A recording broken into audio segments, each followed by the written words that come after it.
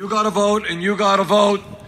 That's what democracy is about. One person, one vote, not about billionaires and Wall Street and the drug companies buying elections.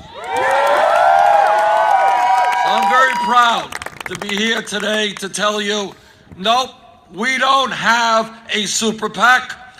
No, we're not getting money from Wall Street or other powerful special interests. We're doing it the very old-fashioned way, getting support from the American people, $27 a piece, 6 million individual contributions. This campaign is based on the belief that this disastrous Citizens United Supreme Court decision must be overturned.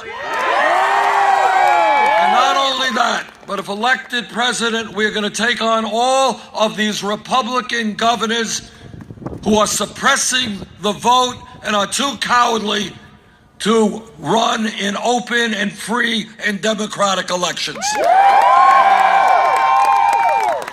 But it is not just a corrupt campaign finance system that we're dealing with. It is not just Republican governors suppressing the vote.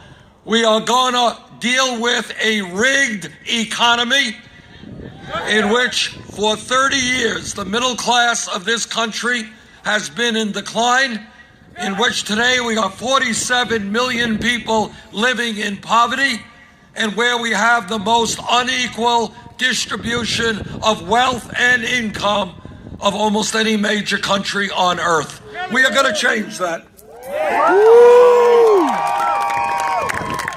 It is not acceptable to me, nor do I think acceptable to you, that the top 1/10 of 1% now owns almost as much wealth as the bottom 90%. It is not acceptable to me, nor do I think to you, that our people today in America are working the longest hours of any people in the industrialized world. We got mom out working, dad out working, the kids out working, people working 50, 60 hours a week, and almost all new income and wealth. 58% of all new income and wealth is going to the top 1%. So we are going to create an economy that not only enriches the people on top, but provides a decent standard of living for all of our people. All right. And this campaign is about raising the minimum wage to $15 an hour. This campaign is about pay equity for women workers. This campaign is about telling Republicans that we understand what they mean when they talk about family values. And what they mean by family values is that no woman here in this state, in this country, should have the right to control her own body. We disagree. And we are going to take on those governors and legislatures who are trying to restrict a woman's right to choose, who are discriminating day and night against our friends in the LGBT community. This campaign is about telling the world that our gay brothers and sisters have the right to marry, and will oppose anybody who denies them that right. This campaign is about thinking big, not small.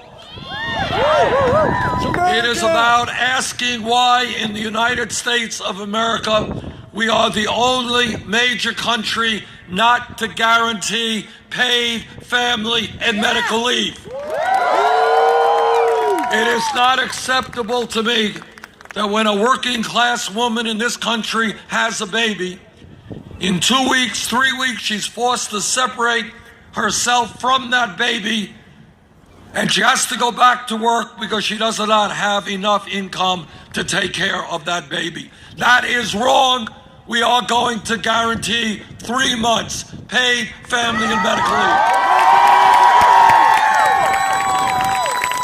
This campaign is about making it very clear that when we have massive levels of income and wealth inequality, yes, the wealthiest people in this country will start paying their fair share of taxes. And what this recent Panama Papers is about, and you may have heard a little bit about it, it's just one more scam by the wealthy and corporations all over the world are avoiding their fair share of taxes. One of the things that we are going to do, I was in Flint, Michigan a couple of months ago, and what I saw there was literally hard to believe was taking place in the United States of America. Children being poisoned with lead in the water. We are going to rebuild our crumbling infrastructure, our roads and our bridges, our water systems, our wastewater plants, our rail and our airports. And when we do that, we're going to create 13 million decent paying jobs.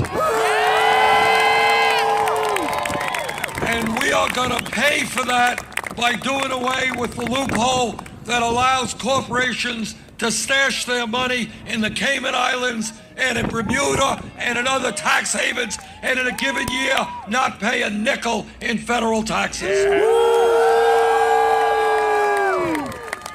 This country is going to join the rest of the industrialized world and guarantee health care to all people as a right.